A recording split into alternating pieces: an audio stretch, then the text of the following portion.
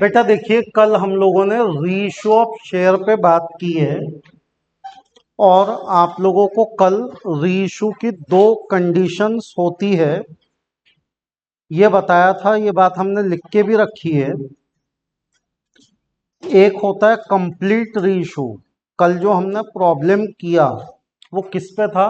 Complete reissue पे। और एक होता है पार्शियल रीइशू। तो आज जो हम प्रॉब्लम करने जा रहे हैं वो किसका है? Partial reissue. तो आपको यहां पे लिखना है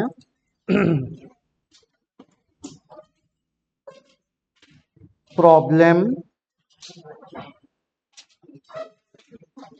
based on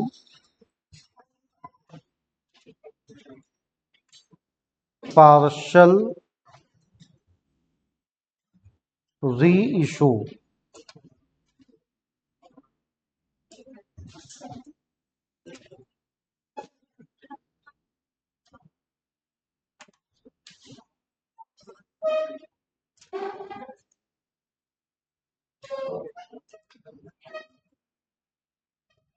problem based on partial reissue. उसमें लिखिए always remember that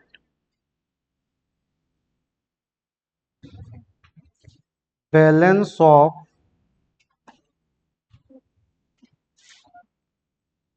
forfeiture account is transferred to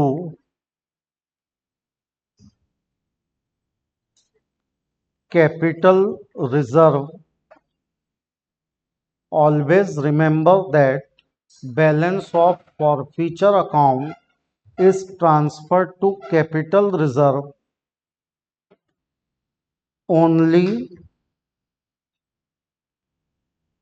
on those shares which are reissued. Only on those shares which are reissued.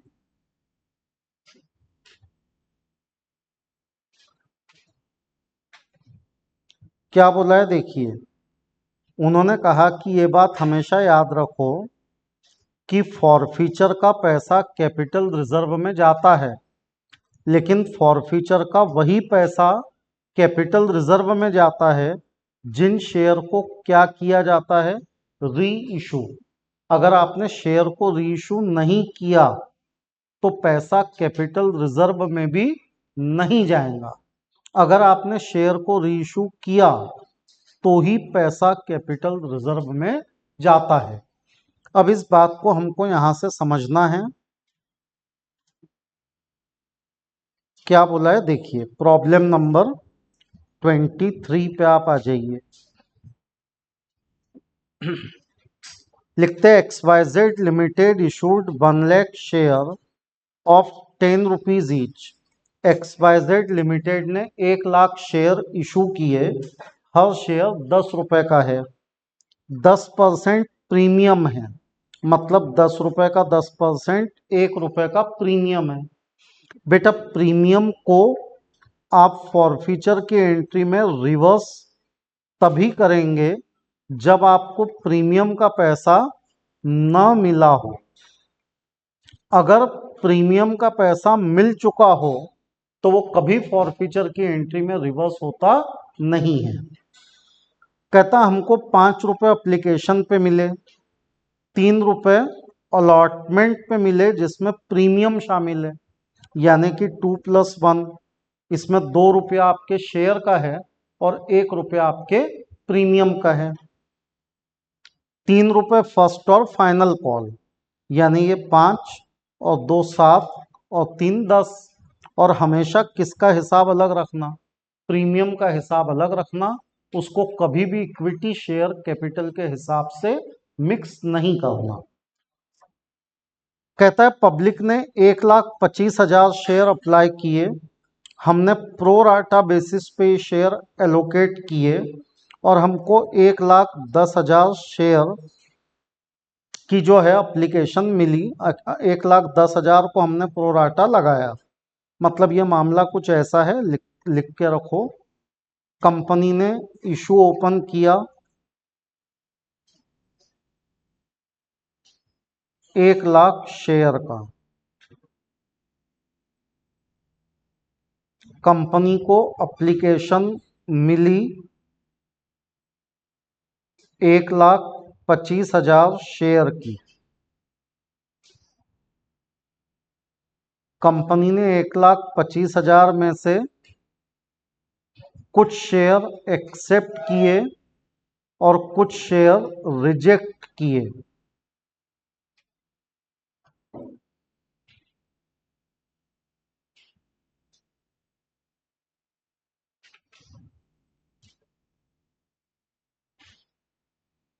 उन्होंने कहा कि कंपनी ने 1,10,000 एप्लीकेशन एक्सेप्ट की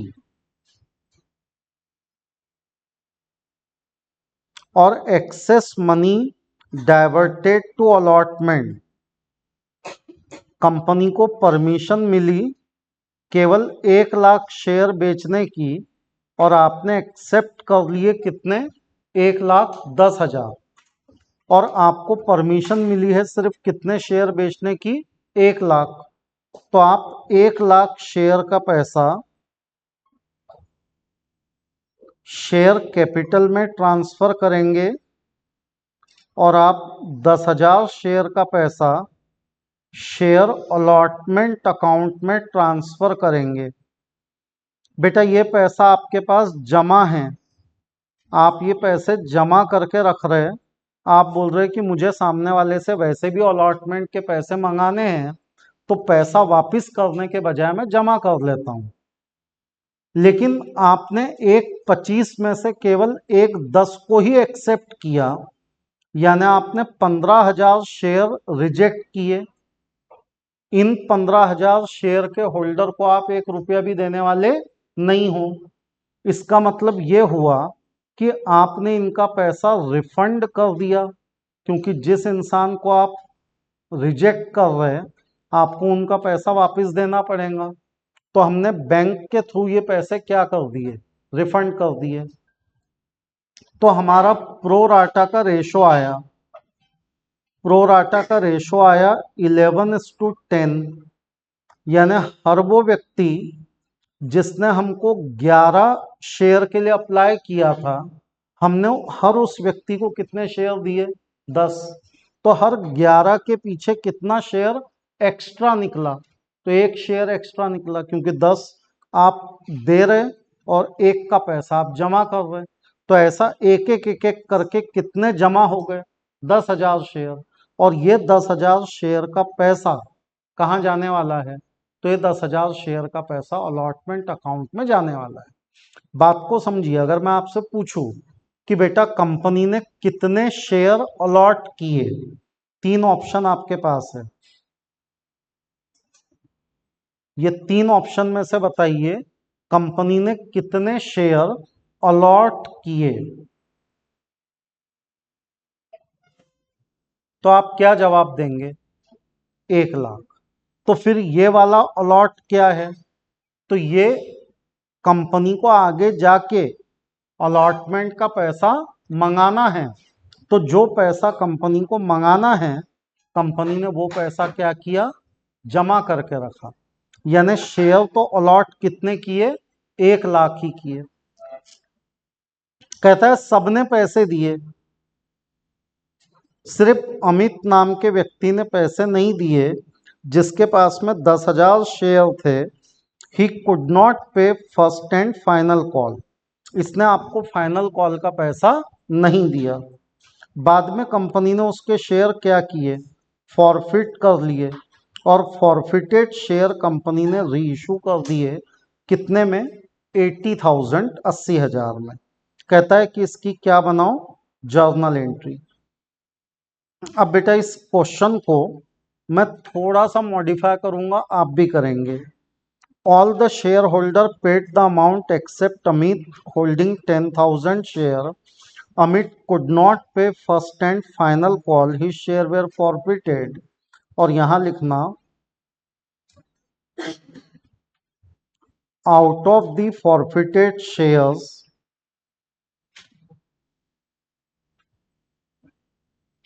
9,000 shares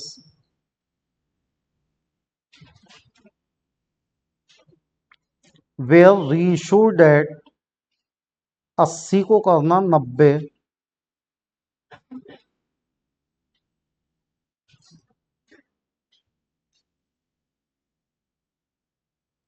कहता है कि उसके शेयर जो है वो फॉरफिट हो गए और फॉरफिटेड शेयर में से 9,000 शेयर जो है वो रीइशू हुए और ये 9,000 शेयर कितने में रीइशू हुए 90 में। ठीक है, ये मॉडिफाई कर लो। जर्नल का फॉर्मेट बनाओ।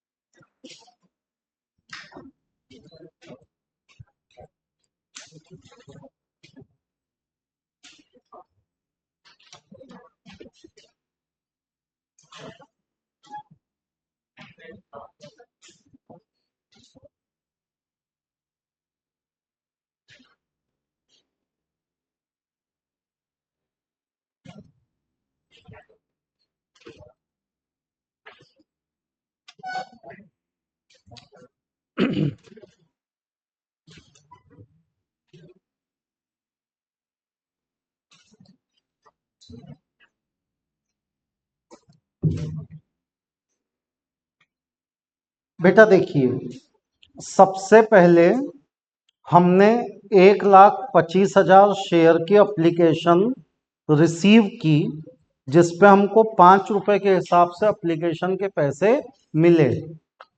तो हम फर्स्ट एंट्री करेंगे पैसा मिलने की, bank account debit to share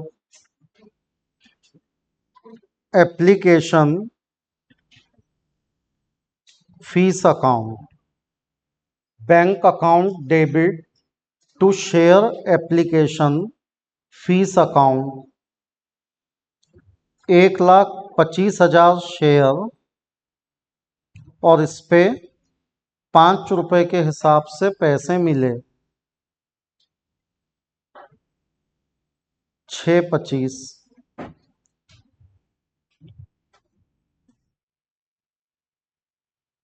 being application money received,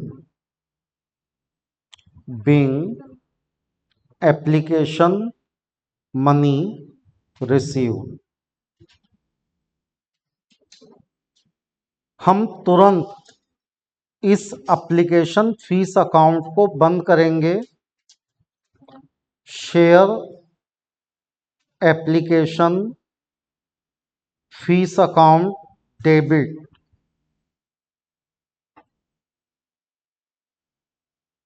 share application fees account debit. बेटा अब की बार हमने एप्लीकेशन का पैसा 3 जगह पे भेजा है। अगर आप इस चार्ट को देखिए तो हमने शेयर कैपिटल अकाउंट में 1,00,000 शेयर के पैसे भेजे, हमने 10,000 शेयर के पैसे जमा किए, वो अलॉटमेंट अकाउंट में भेजे, और हमने 15,000 शेयर को रिजेक्ट किया, हमने इन लोगों को इनका पैसा रिफंड दे दिया। तो हमारा पैसा एप्लीकेशन का जो पैसा था वो कितनी जगह पे एलोकेट हुआ है, तो 3 जगह पे एलोकेट हुआ है। तो 1,00,000 शेयर के पैसे इक्विटी शेयर कैपिटल अकाउंट में गए, 1 लाख शेयर पे 5 रुपए के हिसाब से 5 लाख रुपए। हमने सोचा कि जिन 1,10,000 को हम प्रो राटा सिस्टम से शेयर अलॉट कर रहे हैं, उन लोगों को 10,000 शेयर के पैसे वापस देने की बजाय पैसे को जमा रखा जाए। तो हमने 10,000 शेयर के जो पैसे थे उसको अपने पास जमा रखा। तो हमने कहा to share allotment account 10,000 share पे हमने 5 रुपए के हिसाब से 50,000 जमा रखे। और बेटा 15,000 शेयर हमारे पास ऐसे थे जिसमें हमने विचार ही नहीं किया, हमने उनको सीधे सीधे रिजेक्ट कर दिया। मतलब हमने 15,000 शेयर के पैसे वापस दे दिए। हमने शेयर का पैसा वापस किया। 15,000 शेयर पे 5 रुपए के हिसाब से 75। Ping application money transferred and excess amount refunded. Being application money transferred and excess amount refunded. बेटा ये पहली बार हुआ है कि हमारे किसी प्रॉब्लम में पैसा अलॉटमेंट अकाउंट में भी जा रहा है और थोड़ा सा पैसा रिफंड भी हो रहा है। तो आपका कुछ पैसा इक्विटी कैपिटल में चला गया, कुछ पैसा अलॉटमेंट के नाम पे जमा हो गया, और जो रिजेक्शन हुआ था उनके पैसे तो आपने वापिस ही दे दिए।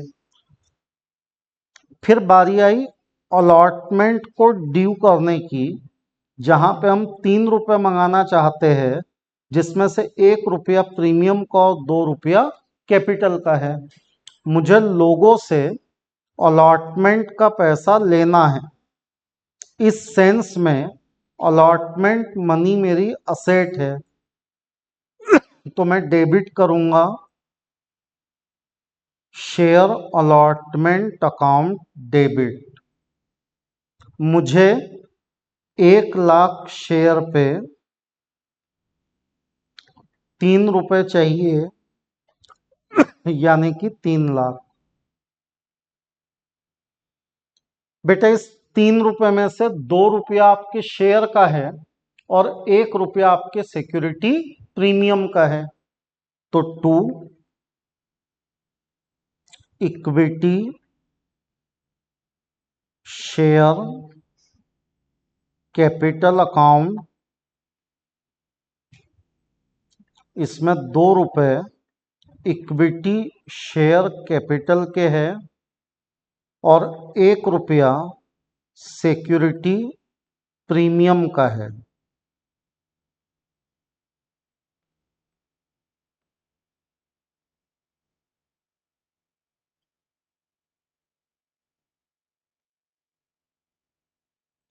Being allotment money due along with premium. Being allotment money due along with premium. हमको अलॉटमेंट का पैसा मिला प्रीमियम के साथ। अब हम अलॉटमेंट का पैसा ड्यू हुआ प्रीमियम के साथ। अब हमको अलॉटमेंट के पैसे मिलेंगे, तो हम कहेंगे पैसा मिला बैंक डेबिट, और ये अपना टेम्पररी अकाउंट है, तो हम इस टेम्पररी अकाउंट को बंद करने के लिए करेंगे credit to share allotment account. बेटा जितने भी ये अलग अलग शेयर कैपिटल के पार्ट हमने किए, application, allotment, first call, final call, ये सब एक एंट्री में ओपन होकर दूसरी एंट्री में क्लोज हो रहे हैं। तो यहाँ पे हम शेयर अलॉटमेंट अकाउंट को बंद करेंगे 250 एंड 250। जितना डेबिट एग्जैक्टली उतना ही credit. Being allotment money received, हमको अलॉटमेंट के पैसे मिले। बेटा देखो हमारा अलॉटमेंट अकाउंट कितने रुपए से डेबिट है, 3 लाख। तो अगर मुझे यह अकाउंट बंद करना है तो ये क्रेडिट भी कितने से होना चाहिए, 3 लाख। तो मैंने इसको यहाँ पे क्रेडिट कितने से किया, 2.5 से, क्योंकि मैं ऑलरेडी कितने से क्रेडिट कर चुका हूँ, 50 से। कि जिस समय मुझे एप्लीकेशन का पैसा मिला था मैं उसी समय अलॉटमेंट के नाम पे कितने रुपए जमा करके रख चुका था, 50,000। तो जो पैसा मेरे पास ऑलरेडी जमा है, स्वाभाविक है वो दोबारा तो नहीं मिलेगा। तो मुझे 3 लाख रुपए में से 50,000 ऑलरेडी मिल गए। तो अब जो मुझे पैसा मिला वो कितना है, 250। Being allotment money receive. फिर आगे बढ़े तो फाइनल कॉल को ड्यू किया। Share final call account debit, share final call account debit. आप यहां देखेंगे कि हमारा फर्स्ट कॉल ही हमारा क्या है, फाइनल कॉल। पहला कॉल ही आखिरी कॉल है। कितने रुपए का, 3। तो हमें 1 लाख शेयर पे 3 रुपए के हिसाब से फाइनल कॉल का पैसा चाहिए। 1 लाख शेयर पे 3 रुपए के हिसाब से 3 लाख रुपए चाहिए। और अल्टीमेटली फाइनल कॉल किसका हिस्सा है, तो यह आपके इक्विटी शेयर कैपिटल का ही हिस्सा है।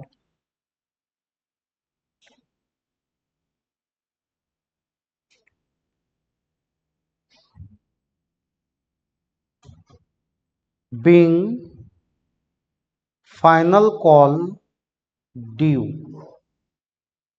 Being final call due.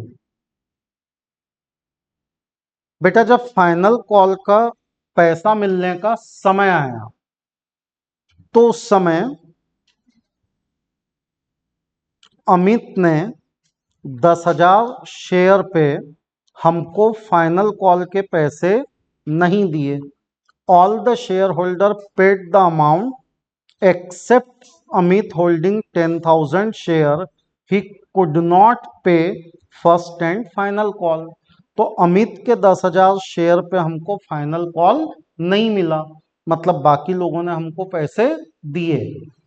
तो हमें पैसा मिलने की भी एंट्री करनी है और हमें पैसा नहीं मिलने की भी एंट्री करनी है। तो पैसा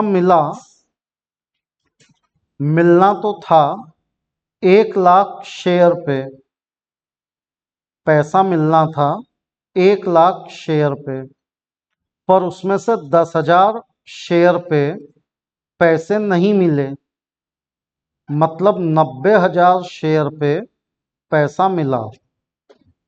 पैसा मिलना था 1 लाख शेयर पे, उसमें से 10,000 शेयर पे पैसे नहीं मिले, यानी 90,000 शेयर पे हमको 3 रुपए के हिसाब से पैसा मिला, 270। पर हम पैसा मिलने की भी एंट्री करते हैं और हम पैसा नहीं मिलने की भी एंट्री करते हैं। अगर पैसा नहीं मिला तो हम कहते हैं फ्यूचर में मिलेगा, मतलब हम कॉल इन अरियर को अपनी असेट मानते हैं और कॉल इन अरियर अकाउंट को डेबिट करते हैं, ये सोचते हुए कि अमित ने आज पैसे नहीं दिए, आने वाले समय में वो हमको पैसा देगा। तो पैसा मिला इसलिए बैंक डेबिट, पैसा नहीं मिला इसलिए कॉल इन अरियर डेबिट। और ये जो हमने टेम्पररी अकाउंट ओपन किया है शेयर फाइनल कॉल, इसको हम यहाँ पे बंद करेंगे। To share final call account 3 lakh being final call received except except on 10,000 shares of Amit, except on 10,000 shares of Amit, being final call received except on 10,000 shares of Amit। फिर company ने तय किया कि अमित के शेयर क्या किए जाए, forfeit किए जाए। और बेटा फॉरफीचर के एंट्री का पहला नियम क्या है कि आप इक्विटी शेयर कैपिटल अकाउंट को उतने रुपए से डेबिट करो जितना आपने सामने वाले से कॉल किया है। तो equity share capital account debit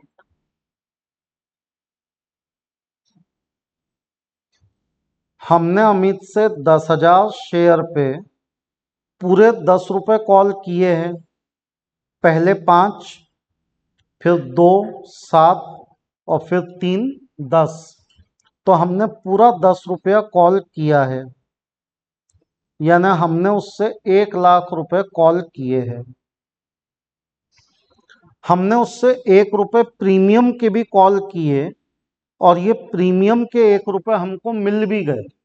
और हम शुरू से ये बात लिखते समझते चल रहे हैं कि प्रीमियम के हिसाब को शेयर कैपिटल के हिसाब को आपस में मिक्स नहीं करना है। तो आप कहेंगे कि 1 रुपया प्रीमियम के अमाउंट में इंक्लूड है। अब बेटा 1 रुपया प्रीमियम के अमाउंट में इंक्लूड है, इसका मतलब ये हमको मिल चुका है अलॉटमेंट के समय। और प्रीमियम अगर मिल जाए तो प्रीमियम को कभी रिवर्स करना नहीं। प्रीमियम को रिवर्स तभी करो जब आपको प्रीमियम का पैसा न मिले। तो equity share capital account debit premium को रिवर्स करने की जरूरत नहीं है क्योंकि हमको प्रीमियम का पैसा मिल चुका है।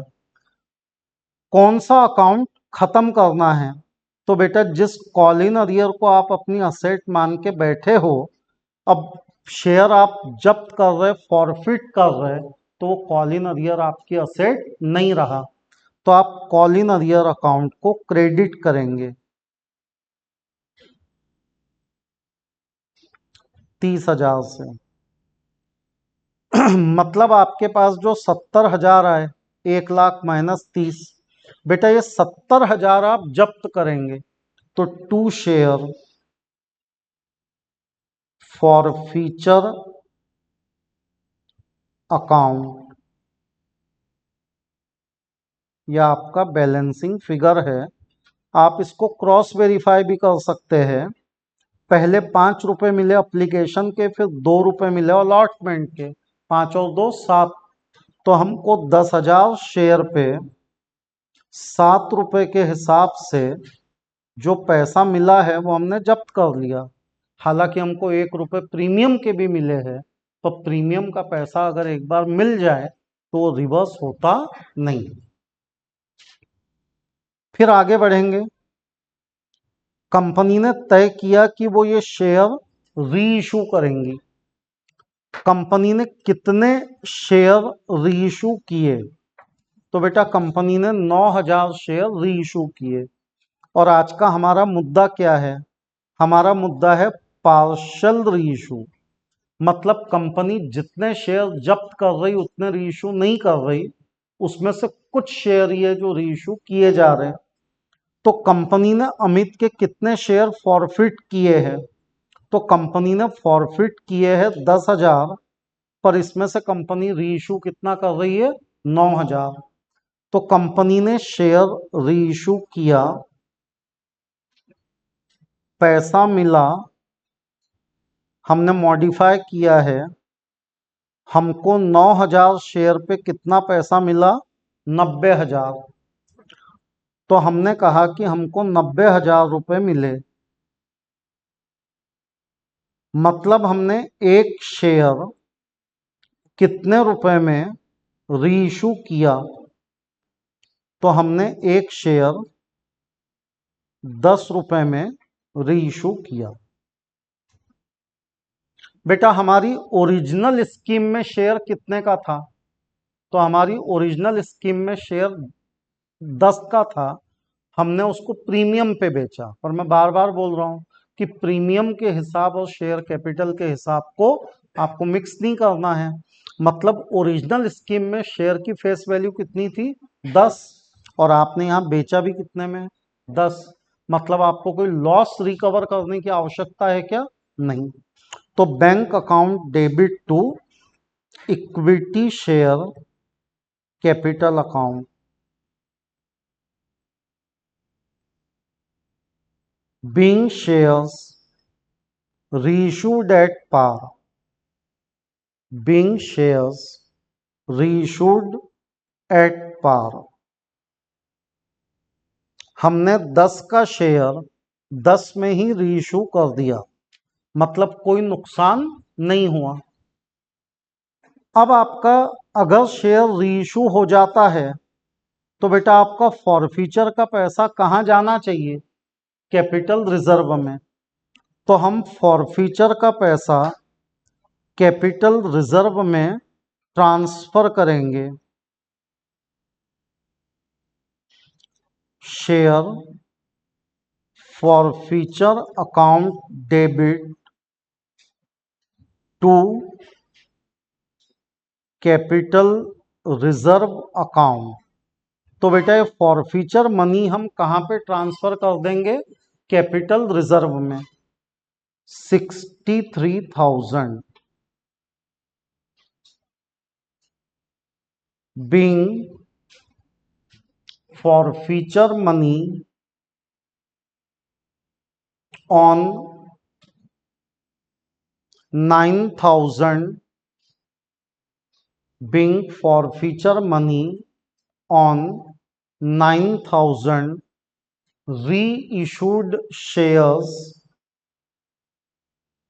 is transferred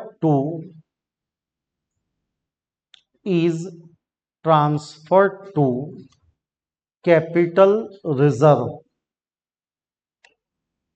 being forfeiture money on 9,000 reissued share is transferred to capital reserve। आप देखिए बेटा प्रॉब्लम के शुरू में ही आपको एक बात लिखवा के दी है, पढ़िए ध्यान से। Always remember that the balance of forfeiture account is transferred to capital reserve only on those share which are reissued. Forfeiture का केवल वही पैसा कैपिटल रिजर्व में जाता है जो शेयर आपने क्या किए हैं, रीइशू। तो आपके फॉरफीचर अकाउंट में कितना पैसा जमा है, तो आप देख रहे हैं कि फॉरफीचर अकाउंट में 70 जमा है, उसके बावजूद हमने ट्रांसफर कितने किए, 63, क्योंकि पैसा वही ट्रांसफर करना है जो किससे रिलेटेड हो, रीइशूड शेयर। तो ये 70,000 का फॉरफीचर मनी कितने शेयर का था, 10,000। तो 70,000 रुपये फॉरफीचर मनी 10,000 शेयर का था, मतलब एक शेयर का फॉरफीचर मनी कितना था, 7 रुपये। और आपने कितने शेयर रीइशू किए हैं, 9,000। तो अगर आपने 9,000 शेयर रीइशू किए हैं तो स्वाभाविक बात है कि कैपिटल रिजर्व में वही पैसा जाएगा जो रीइशूड शेयर का है। मतलब कैपिटल रिजर्व में कितने शेयर के पैसे जाएंगे, तो 9,000 शेयर के पैसे जाएंगे। कैलकुलेशन लिख के रखो। देखो आप लोग लिखने में बहुत अलाली करते है ना, जैसे कुछ कैलकुलेशन लिखवाया लिखते नहीं, और फिर एग्जाम के टाइम, रिवीजन के टाइम आपको याद ही नहीं आता कि 63 कहाँ से है। तो इसलिए कैलकुलेशन कैसे आया ये अभी याद रहेगा, और आज से 6 महीने बाद आपको याद नहीं रहेगा। तो हर बात लिख के रखा करो, और ज़्यादा ओवर कॉन्फिडेंस में मत जाओ। आपकी इन्हीं गिनी एक एक चैप्टर पे टेस्ट हो रही है, और कोई बच्चा पूरे क्लास में ऐसा नहीं है कि जो 25 आउट ऑफ 25 ले आए। तो आप जो ओवर कॉन्फिडेंस या अपने मराठी में अपन शानपणा बोलते हैं, तो जितना शानपणा आप क्लास में दिखाते कि मेरे को तो सब आता, तो अगर सब आता तो एग्जाम में कितना मिलना चाहिए? 25 आउट ऑफ 25 मिलना चाहिए, पर एक को भी नहीं मिल रहा। कुछ ही बच्चे हैं जो 15-20 मार्क की रेंज में है, मैक्सिमम बच्चे 2, 2.5, 5 मार्क की रेंज में है। तो आप समझ जाओ कि आपकी हालत क्या है, और थोड़ा पढ़ाई लिखाई पे ध्यान दो, ओवर कॉन्फिडेंस में मत जाओ, समझे? चलो अगला प्रॉब्लम करो, 24 नंबर।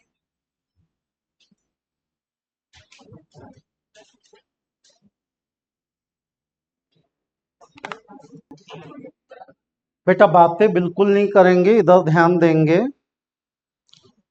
अगर आपने क्वेश्चन पढ़ा हो तो ये कोई फुल फ्लेज क्वेश्चन नहीं है, आपको एक बड़े क्वेश्चन का छोटा हिस्सा पूछा है, जहां पे आपको 3 एंट्री करनी है, फॉरफीचर, री इशू और कैपिटल रिजर्व। बेटा हुआ ये है कि खुशी लिमिटेड ने 500 शेयर 100 रुपए वाले, जिसपे 10% प्रीमियम यानी कि 10 रुपए प्रीमियम था, जो सामने वाले ने फर्स्ट कॉल 30 रुपए का पे नहीं किया, इस कारण फॉरफिट कर लिए। कंपनी ने फाइनल कॉल के 20 रुपए तो अब तक मंगाए ही नहीं है, मतलब कंपनी ने 100 में से 20 तो कॉल ही नहीं किए, मतलब कंपनी ने कितना रुपया कॉल किया है? 80। और फॉरफीचर की एंट्री का पहला रूल यह है कि इक्विटी शेयर कैपिटल अकाउंट को उतने रुपए से डेबिट करो जितना आपने सामने वाले से कॉल किया है। तो जैसा आप यहाँ लिखा देख रहे हैं कि सेकंड और final call not yet made, अब तक कंपनी ने फाइनल कॉल किया ही नहीं। अगर कंपनी ने फाइनल कॉल किया ही नहीं, मतलब कंपनी ने कितने रुपए मांगे हैं? 80। तो फॉरफीचर की एंट्री का पहला नियम, इक्विटी शेयर कैपिटल अकाउंट को उतने रुपए से डेबिट करो जितना रुपया आपने सामने वाले से कॉल किया। तो मैंने 500 शेयर पे केवल 80 रुपए कॉल किए, यानी कि 4,000 रुपए हमने कॉल, सॉरी 40,000 रुपए हमने कॉल किए हैं। अब मैंने 40,000 रुपए सामने वाले से कॉल किए, मुझे अब ये चेक करना पड़ेगा कि प्रीमियम मिला या नहीं मिला। अगर प्रीमियम मिला तो उसको रिवर्स करने की आवश्यकता नहीं है, और अगर प्रीमियम नहीं मिला तो रिवर्स करना है। बेटा उस व्यक्ति ने डिफॉल्ट कहाँ जाके किया? तो उसने डिफॉल्ट किया फर्स्ट कॉल पे, और नॉर्मली प्रीमियम मिलता कब है? अलॉटमेंट पे, यानी कि हमको प्रीमियम मिल चुका है। और अगर प्रीमियम मिल चुका है तो आप उसको रिवर्स करेंगे नहीं।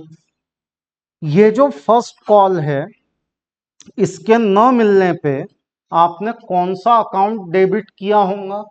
Call in arrear. तो अब उस कॉल इन अरियर अकाउंट को क्रेडिट करो।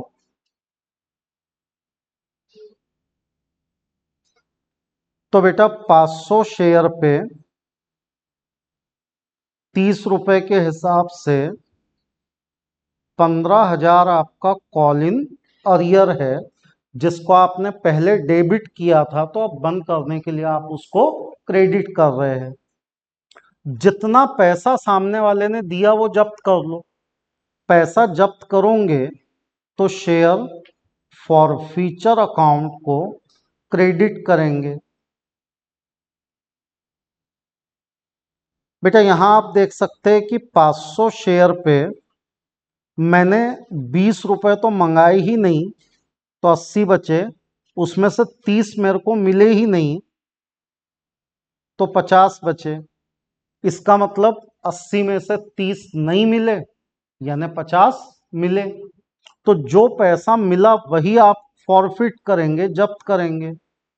तो 500 शेयर पे 50 रुपए के हिसाब से 25,000 मिले, और वो मिले हुए पैसे हमने जब्त कर लिए। तो ये बन गई आपकी फॉरफीचर की एंट्री। फॉरफीचर की एंट्री के बाद हम कहेंगे कि हमने शेयर री इशू किए, और आज का हमारा मुद्दा क्या है?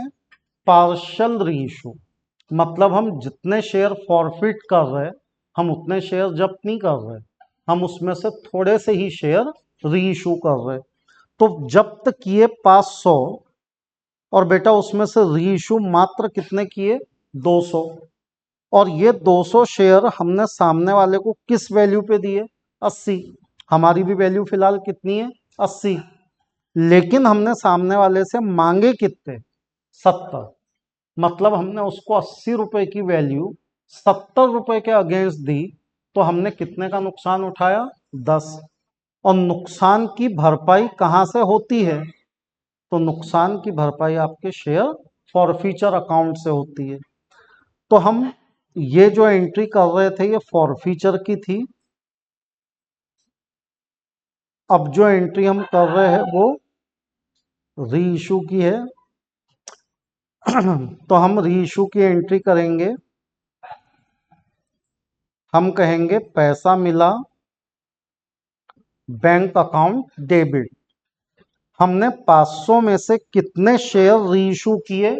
200। तो हमने 200 शेयर री इशू किए। सामने वाले को कहा कि भाई तुमको वैल्यू तो देंगे 80, और तुम हमको पैसा कितना दो? 70। तो हमने सामने वाले से 70 रुपए लिए। 200 शेयर पे 70 रुपए यानी 14,000। आप 80 की वैल्यू दे के 70 ले रहे हो, यानी कितने का नुकसान उठा रहे हो? 10। नुकसान की भरपाई कौन से अकाउंट में से करनी चाहिए? Share forfeiture. तो share forfeiture account debit. 200 share पे 10 रुपए का नुकसान 2,000। 200 शेयर पे 10 रुपए का नुकसान यानी 2,000।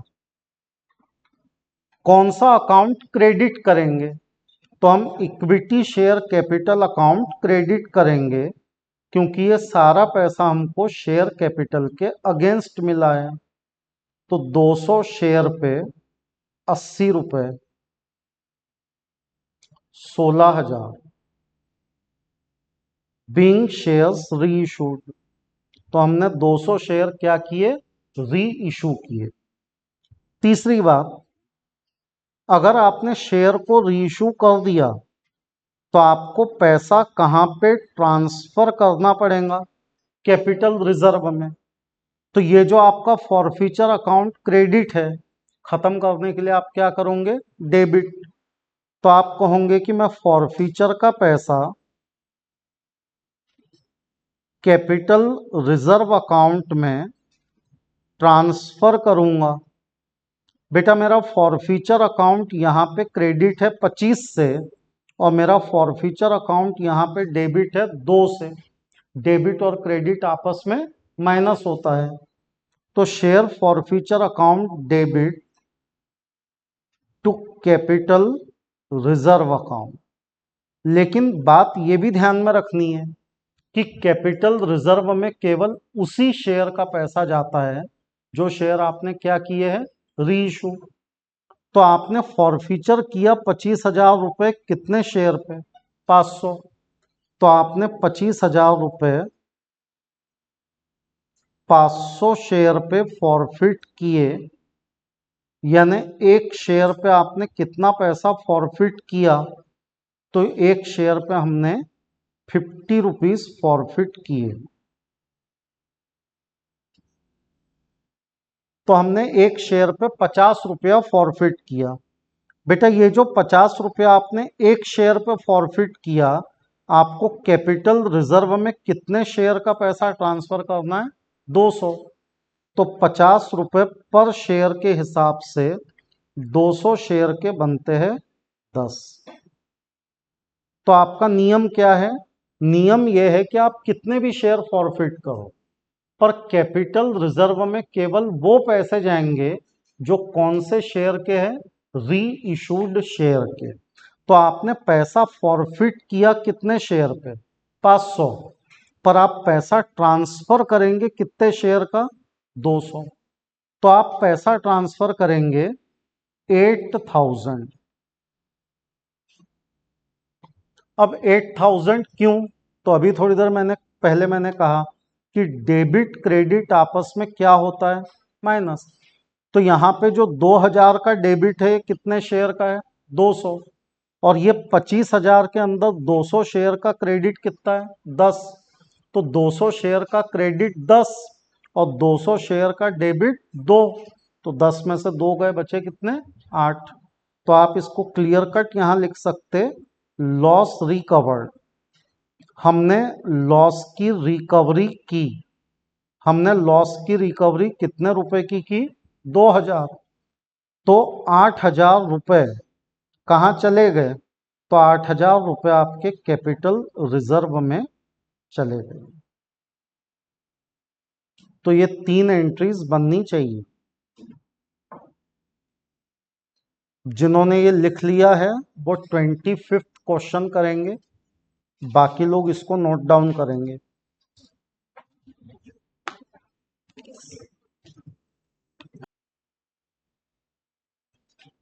बेटा देखिए क्वेश्चन नंबर 25 में क्या बोला है?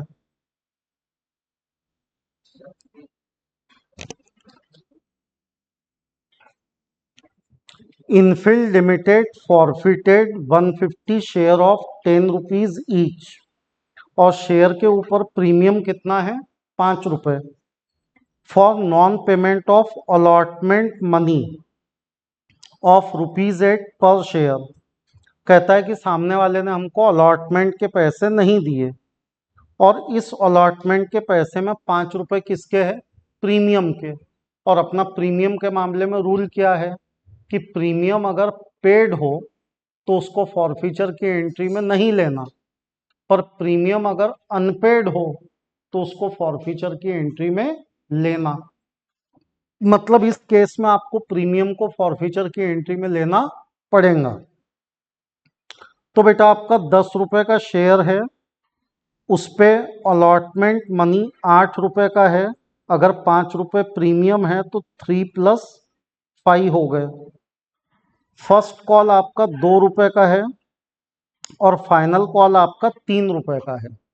तो अगर आप हिसाब लगाइए तो application money, allotment money, first call money, final call money, जिसमें से अलॉटमेंट आपका 3 + 5 का है, फर्स्ट कॉल आपका 2 रुपए का है, फाइनल कॉल आपका 3 रुपए का है। शेयर की कीमत 10 रुपए है। तो 3 और 3 6 और 2 8। तो आपका बैलेंसिंग फिगर जो यहाँ पे निकल के आ रहा है वो कितना आ रहा है? 2 रुपए। तो बेटा ये 2 रुपए का बैलेंसिंग फिगर आपका कौन सा मनी है? Application money. आगे लिखता है out of these 100 equity share were reissued. हमने फॉरफिट किए कितने शेयर? 150। और उसमें से री इशू किए कितने share? 100 at 15 rupees per share. Original scheme में आपका शेयर कितने का था? 10। जब भी मैं कहूं ओरिजिनल स्कीम तो शेयर की क्या देखना है आपको? Face value. और आप 10 का शेयर कितने में बेच रहे हैं? 15 में। तो कोई लॉस तो एज सच नहीं है। Pass journal entry to record forfeiture and reissue. बेटा पहली एंट्री आप करेंगे किसकी? शेयर फॉरफिट करने की। फॉरफीचर की एंट्री का पहला रूल क्या है? इक्विटी शेयर कैपिटल को उतने रुपए से डेबिट करो जितना आप कॉल कर चुके हो। तो आप तो पूरा 10 रुपया कॉल कर चुके हो। तो equity share capital account debit. Equity share capital account debit. बेटा 150 शेयर पे हम पूरे 10 रुपए कॉल कर चुके हैं, यानी 1500 रुपए। प्रीमियम का रूल क्या है कि प्रीमियम पेड हो तो उसको रिवर्स करने की जरूरत नहीं है, पर प्रीमियम अनपेड हो तो उसको रिवर्स करना है तो आप सिक्योरिटी प्रीमियम अनपेड है तो उसको रिवर्स करेंगे, security premium account debit 150 share पे 5 रुपए के हिसाब से, तो 150 इंटू 5 750। फिर बेटा जितना पैसा आपने सामने वाले से कॉल किया और नहीं मिला वो बन गया कॉल इन अरियर। तो आपने ये 8 रुपए कॉल किए अलॉटमेंट पे, 2 रुपए कॉल किए फर्स्ट कॉल पे और 3 रुपए कॉल किए फाइनल कॉल पे। उस व्यक्ति ने नॉन पेमेंट तीनों का किया, न उसने आपको अलॉटमेंट के पैसे दिए, न उसने आपको फर्स्ट कॉल के पैसे दिए, न उसने आपको फाइनल कॉल के पैसे दिए। तो उसका नॉन पेमेंट कितने रुपए का हो गया? 13 रुपए। तो इसका मतलब आपने कॉल इन अरियर को कितने रुपए से डेबिट किया होगा? 13 रुपए से। तो अब आप कैंसिल करने के लिए कॉल इन अरियर को क्या कर दो? क्रेडिट कर दो। तो आप 150 शेयर पे 13 रुपए के रेट से कॉल इन अरियर को क्रेडिट करेंगे 1950। कॉल इन अरियर को क्रेडिट करने के बाद जितना पैसा आपको सामने वाले से मिला है वो जब्त करेंगे। कितना मिला है बेटा आपको सामने वाले से पैसा? सिर्फ 2 रुपया। तो आप वो 2 रुपया जब्त कर लो। 2 share for feature account, 150 share पे 2 रुपए यानी 300 रुपए जब्त। तो आपने इनका जो पैसा है वो जब्त किया। अब आप देखिए कि ये टोटल जो है वो अपनी सेम आनी चाहिए। 1950 और 300 यह आती है 2250 और 1500 750 ये भी आती है 2250।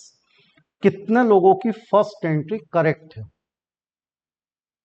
जिनकी करेक्ट नहीं है उनको समझ में आ रहा ना गलती कहाँ हो रही, तो गलतियां सुधारो। फिर इसके बाद हमने ये शेयर जो है इसको री इशू किया। बेटा हमने शेयर को री इशू किया लेकिन फॉरफिट किए 150 और री इशू किए 100। और आज का अपना डिस्कशन का मुद्दा भी यही है कि अपने को पार्शल री इशू देखना है। तो ये पार्शल री इशू है, शेयर 15 में री इशू किया तो पैसा मिला बैंक डेबिट 100 शेयर पे 15 रुपए के हिसाब से 1500 रुपए to equity share capital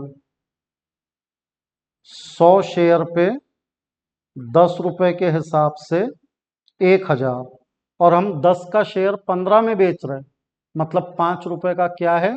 security premium. तो टू सिक्योरिटी प्रीमियम 100 शेयर पे 5 रुपए के हिसाब से 500 का सिक्योरिटी प्रीमियम। तो ये हमने शेयर को क्या किया? री इशू। क्योंकि हमने शेयर को ज्यादा कीमत पे री इशू किया तो ऑब्वियस है हमको कोई लॉस की रिकवरी नहीं करनी पड़ी। जबकि पिछले प्रॉब्लम में हमको लॉस की रिकवरी करनी पड़ी। उसका रीजन ये था कि हम शेयर को कम कीमत पे बेच रहे थे। 80 रुपए का शेयर कितने में बेचा? 70 में करके लॉस रिकवर हुआ। यहाँ पे आपका लॉस रिकवर करने की जरूरत ही नहीं है क्योंकि आप 10 का शेयर 15 में बेच रहे। फिर हम फॉरफीचर का पैसा कैपिटल रिजर्व में ट्रांसफर कर देंगे। तो एंट्री बनी share forfeiture account debit to capital reserve. तो हम फॉरफीचर का पैसा कैपिटल रिजर्व में शिफ्ट करेंगे। रितेश बताइए बेटा कितना पैसा शिफ्ट करेंगे?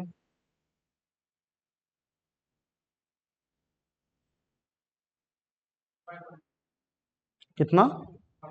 500। कुछ भी बोलने का, जो मन में आया बड़बड़ कर दो। बैठो बाजू में आपके। हाँ बेटा बैठ जाओ, आप बैठ जाओ। कितना पैसा कैपिटल रिजर्व में ट्रांसफर करेंगे?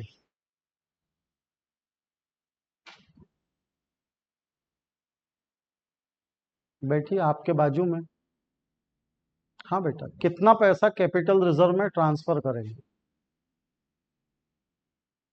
बेटा, आप लोगों को ये जानकारी, ये इल्म होना चाहिए कि जब आप लोग ट्यूशन को आते हो तो आपके मम्मी पापा ये सोचते हैं कि मेरा बेटा पढ़ रहा है, वो पढ़ाई कर रहा है, उसका मन है पढ़ने में। और यहाँ आके जो आप टाइम पास करते, ध्यान नहीं देते, या आप अपने मम्मी पापा को धोखा दे रहे, ये ध्यान में रखो। बैठो। हाँ, इधर लास्ट बेंच, आखिरी बेंच गर्ल्स का। हाँ, लास्ट बेंच, खड़े हो जाइए। कितना पैसा ट्रांसफर करेंगे कैपिटल रिजर्व में?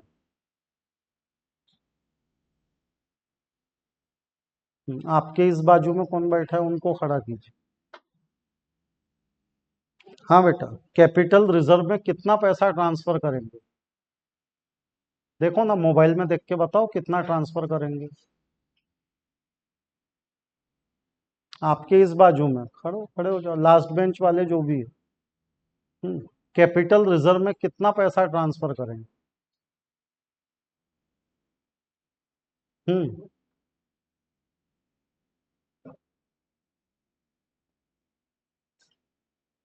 कैपिटल रिजर्व में कितना पैसा ट्रांसफर करेंगे? आपके सामने। कैपिटल रिजर्व में कितना पैसा ट्रांसफर करेंगे?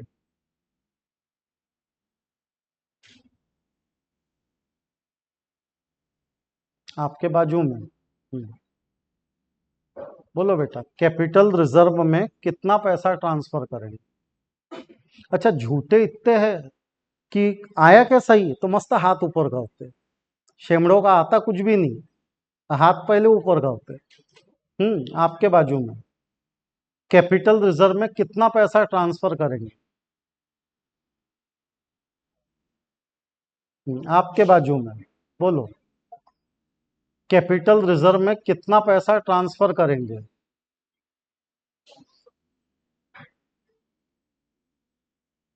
आपके बाजू। हाँ बेटा, कैपिटल रिजर्व में कितना पैसा ट्रांसफर करेंगे? सामने। 200 रुपए। तो थोड़ा पढ़ाई लिखाई पे ध्यान दिया करो। बैठो। देखिए, हाँ बैठ जाइए सब। कैपिटल रिजर्व में सिर्फ उन्हीं शेयर्स का पैसा जाता है जो शेयर क्या किए जाते हैं, री इशू। बेटा, आपने 150 में से कितने शेयर री इशू किए हैं? सिर्फ 100।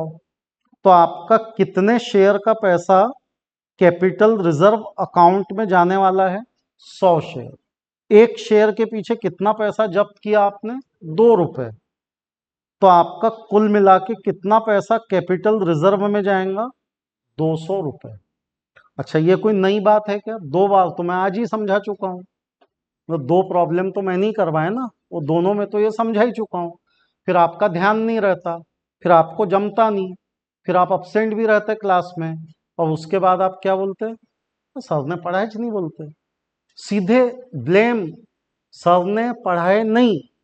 ये तो कुछ भी बोल रहे बोलते कैपिटल रिजर्व पढ़ाया नहीं बोलते क्लास में, क्योंकि मेरे को नहीं आता। तो थोड़ा क्लास में ध्यान दिया करो, और मोबाइल जो है वो बैग में रखा करो। वैसे भी 24 घंटे मोबाइल ही देखते, तो कम से कम क्लास में 1-1.5 घंटा मोबाइल छोड़ दिया करो। समझे? जाओ।